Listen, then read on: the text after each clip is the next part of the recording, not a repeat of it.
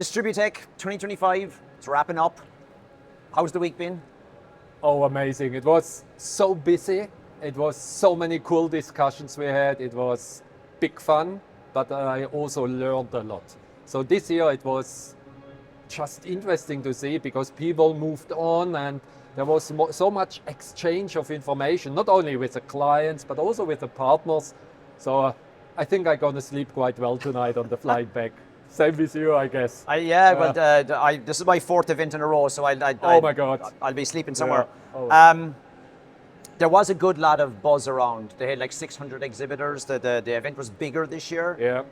And there was a bit more urgency of a dynamic, I thought. Yeah, exactly. People trying to get stuff done. Obviously, AI was again big topic. I suppose chatting with your folks, other companies, I think it was good to see some of the hype is kind of, there's still hype, but now there's a bit more concreteness in what you can do with it today, whether it's machine learning or the next gen AI. Totally agree. And that was quite interesting to see because as you said, I think last year it was maybe a hype. Now people are talking about more down to earth. And I think also many of the people I met from the partners, from the clients, they really know what they are talking about. Yeah. So it's not only hype anymore. And I clearly see the people understand machine learning, AI. Oh, that are technologies we had for many, many years. The only new thing would be Gen AI, things like that. So there's clearly a down-to-earth approach, and the focus on all discussions, I'm quite sure, same for you, is not what is AI, it's really about the how. How do we implement it? How do we use it? How can we create confidence and trust in it? It is all about the how, and that is what you and me love. Yeah, no, I agreed.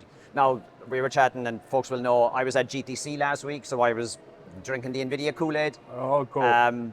But then to come here, met with the NVIDIA team as well. But you also then see like AI at the edge. Yeah. As opposed to not all the big, obviously the big large language models have a role to play, but people pushing out AI to the edge, and then you can already get NVIDIA chips in smart meters where you can do Gen AI in the smart meter, and I'm like, I didn't even know that.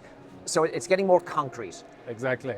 And what we just discussed, AI at the edge, if you remember our last discussion about the platform utility, about the distributed energy system, that is exactly what we talk about, because think about everything what is happening, more and more weather events, more and more cyber events, things like that. We need a completely distributed architecture. And having AI at the edge is creating another layer of security, because if something would happen, they can still operate autonomous. So now we are really moving into what you and me discussed for the last 4, 5, 6, 7 years. I don't remember even. Yeah. But and you have a nice way of putting it in terms of, look, you start here, you human in the loop, all the way to autonomous, right? How do you frame that?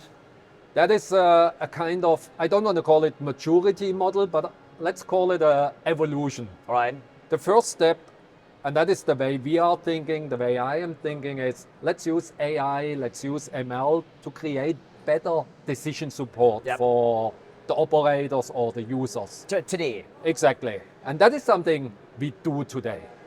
The next step would be then having the human in the loop, meaning using AI, ML to create recommendations, but still having the human in the loop, helping the human.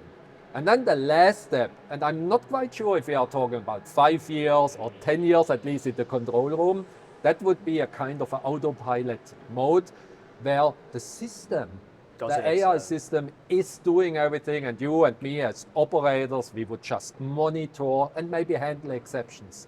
But clearly, our clients, the utilities, our partners, I think we all follow the same kind of evolution. First step, creating insight, decision support. Second step, human in the loop.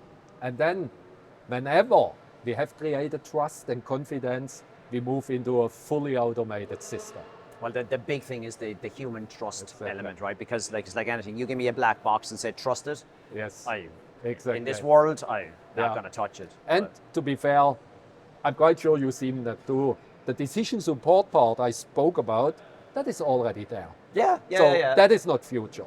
The human in the loop, we already see it in some of the applications, we already see it in some of the services, and we also see already some of the prototypes for virtual operator or autopiloting. But when we think about what are we getting into production, decision support, it's here, human in the loop, it's starting, and then next time maybe, or in 2 years when we meet, then finally we move to the next stage. A bit more autonomous, but like we talk about amateur machine learning, it's been around for years, but yet you see some of the latest versions of machine learning, and like God, they're getting fairly clever as well. Oh yeah. But then when you get into the whole Gen AI and the language model and the inference and the reasoning, you know, that's interesting times. Oh yeah. But I suppose people that know us, they'll be saying, "You're always talking about interesting times." It's the speed of adoption. Yes. I find fascinating and scary. I've never seen anything get adopted so quick. Totally agree. It's the speed of adoption on the one side, but it's also, I think, what I see, a lot of discussions are also related to my own organizations. I don't mean my organization, but as a utility, the maturity to use it.